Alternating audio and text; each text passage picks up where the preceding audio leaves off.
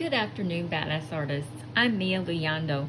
Today we are going to work on what happens when you get a piece of grayscale that's a little too dark and you can't really see, all the lines and all the detail work that the artist, in this case me, put into it. But sometimes, this happens.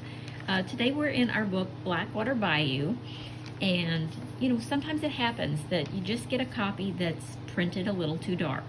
Now, in case you're wondering, I put a flip through to all the books in the descriptions of my videos. That way you can go and look at every single page that you're getting in your book.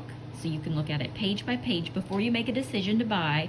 But the other reason that I do that is so when you get your copy of your book, you'll know exactly what it's supposed to look like. So if you get a copy like this and it's too dark, you can send it back. Absolutely send it back. Sometimes Amazon prints the books too dark, and if you get a copy that's printed with lines or streaks or spots, or in this case it's just printed too dark, then they will send you another copy for free. And I want you to have a perfect copy every time, and that's why another reason why I do the flip throughs. I want you to know exactly what it's supposed to look like. So you can go to that video, you can look at it and go, oh no, this is supposed to have lots of details in it, and it doesn't. So obviously I've got a copy that's been printed too dark, and this one has.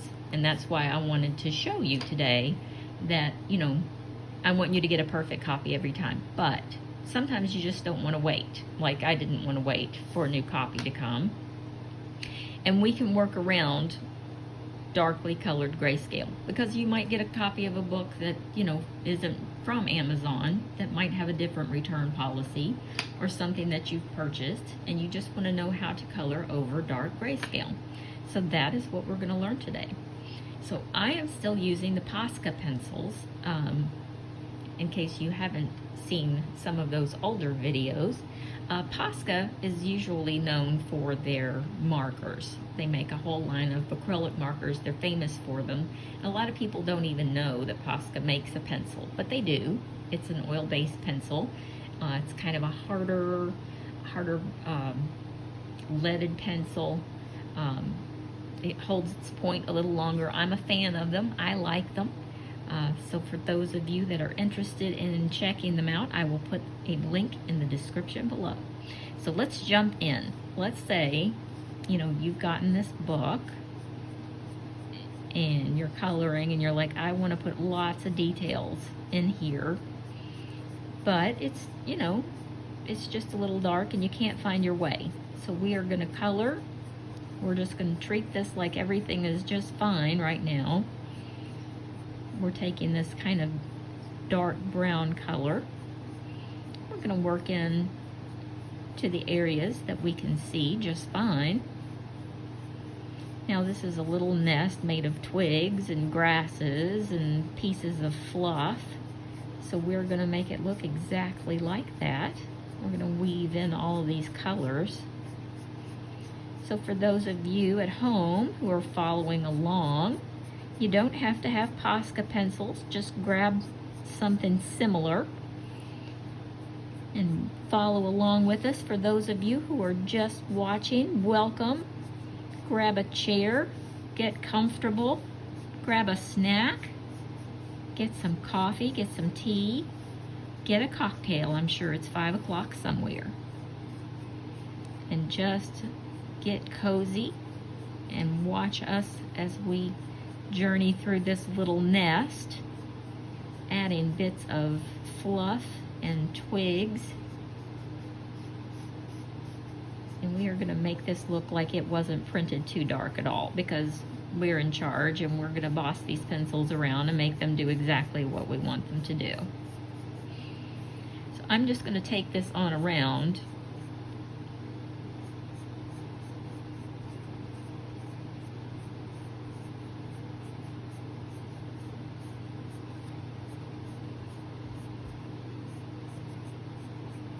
And I'm not making all of it this, stick, twig color. We're going to weave quite a bit more greenery in here. But for now, in the shadows at least, we're getting a good foundation of brown.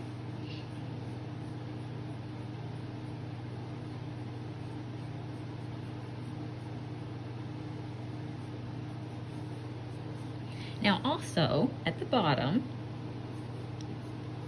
I'm going to add, right over top of this grayscale, I'm going to go over it just like it was there, just like a basket weave. I'm going to add that color right on in. And it'll make more sense when we add lighter colors later. But I'm just kind of making some big swoopy sort of, almost like we're adding a basket weave here.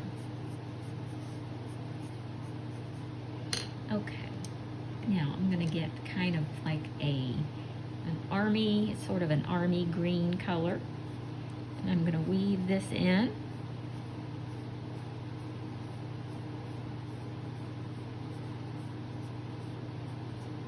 Just like a little troll would build a nest, or like a little bird, something we would see out in the wild.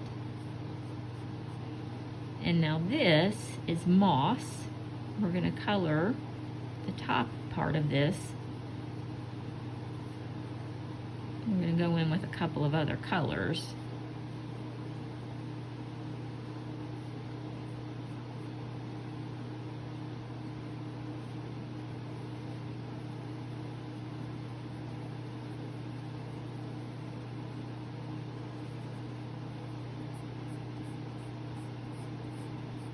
I'm just going to kind of touch here and there, just sort of winding this in.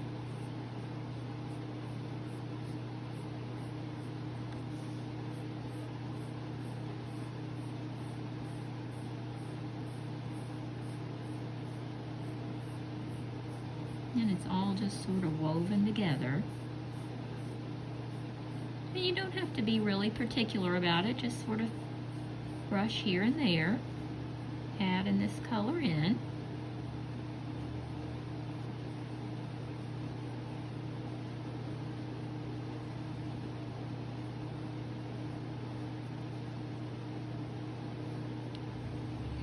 I'm going to concentrate on this little moss here for a second. I've got more of that than I realized.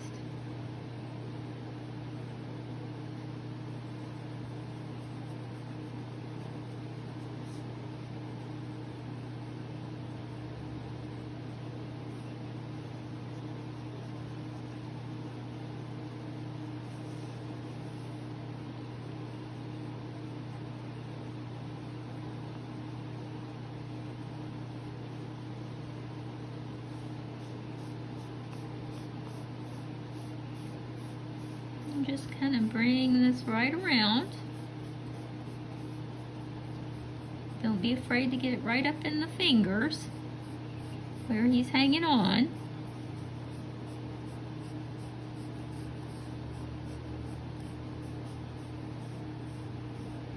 And see, you're just creating like this cute little nest.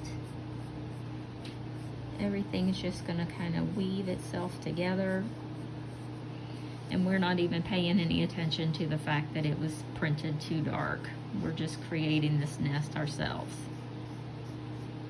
And we're just going to weave this color right on in to the bottom.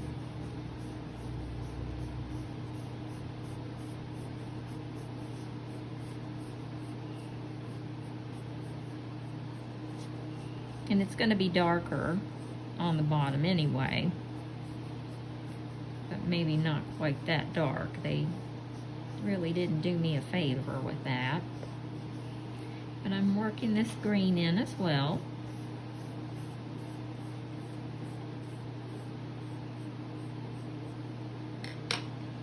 Now next, I'm going to take kind of a mustard yellow color, and I'm going to work that into some of this moss. Not overdo it, but I want to get that color in there.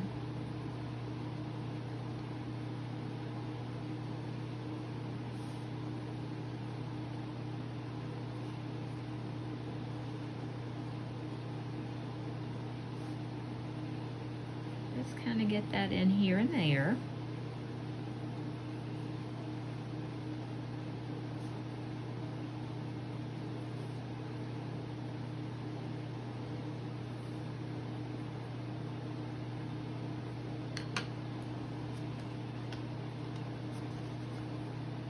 Now also, I'm going to go over the moss with this kind of terracotta red color.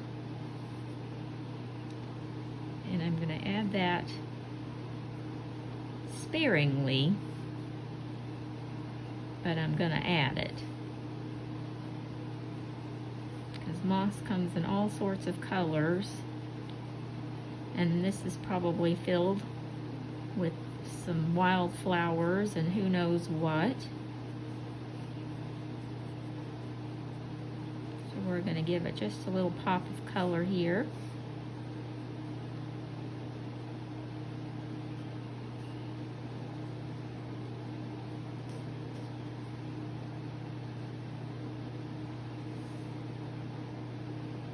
And it just doesn't take a lot, just barely, but you can definitely see it.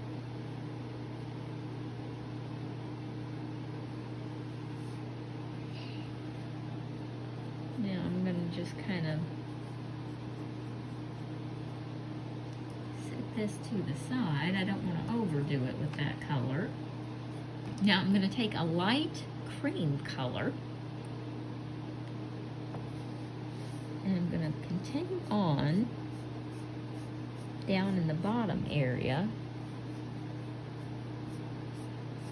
where our nest is kind of woven, like we're weaving this little basket in.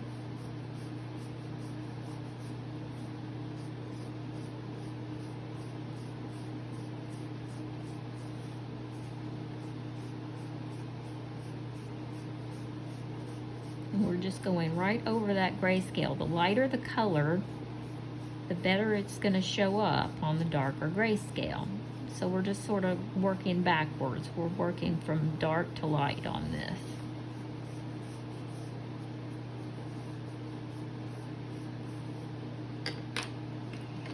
Yeah, I'm going to go over this with a brighter green and tuck that in here and there.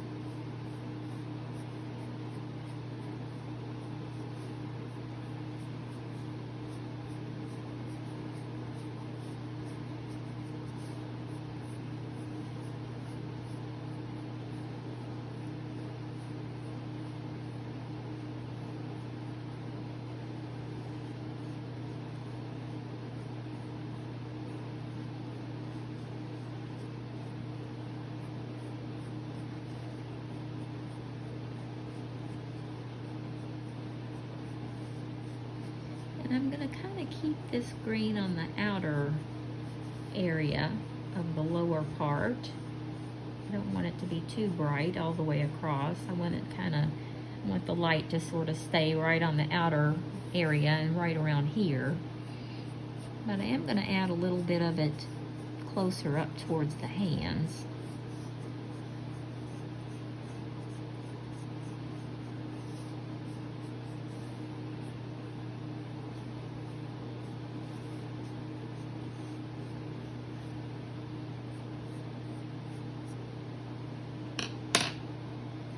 Now I'm going to go back to our brown color one last time and just kind of make sure our twigs down here are nice and secure.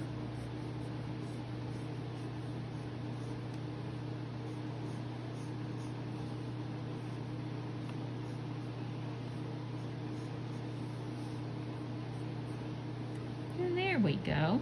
I think that is definitely showing up pretty good considering what we had to start with. Now I'm going to work on his little face, and I think I'll do that with markers today. I've got some Tombow markers over here. This one is number P852. And let's just start on the ear.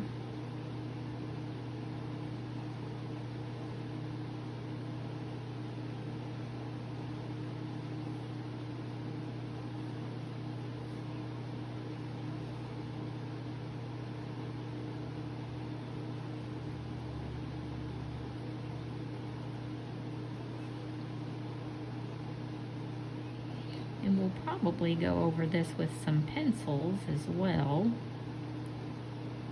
But this will be a nice base coat.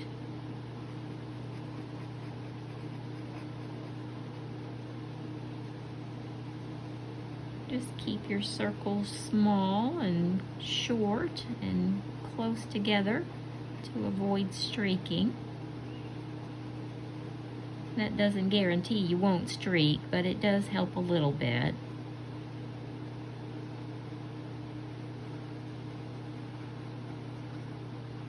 I'm going to go back over that upper ear with a pencil. That's why I didn't color it.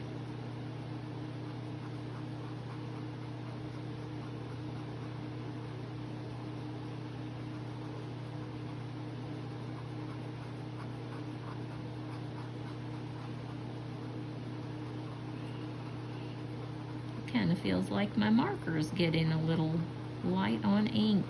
Well, I've used this a lot, so I wouldn't be surprised.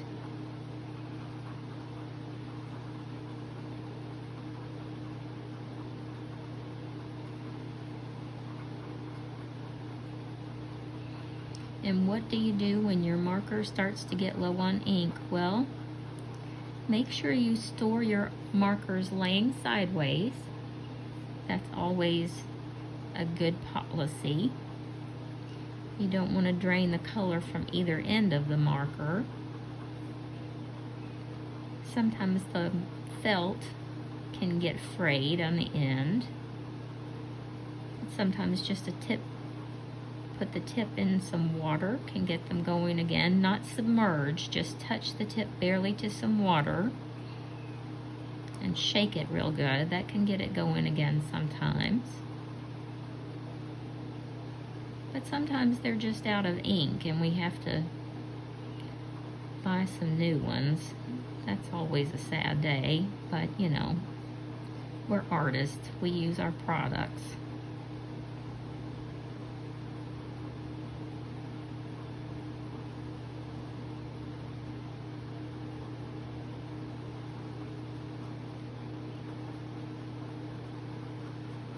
This is a good shape for this little fella. Nice and almondy.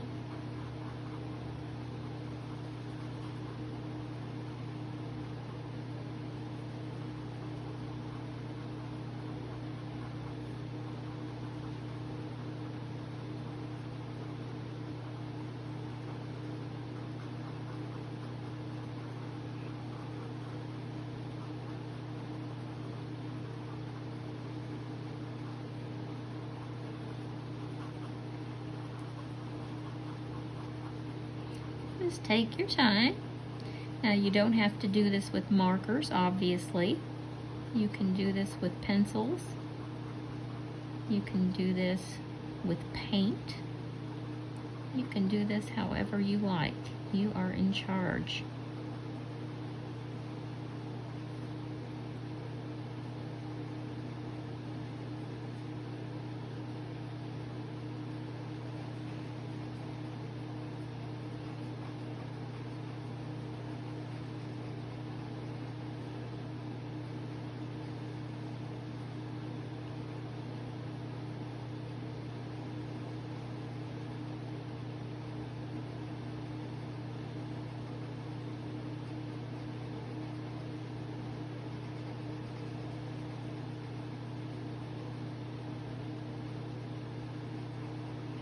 And remember, any spots that you miss with the marker, you can go back in with your pencil and fill that in.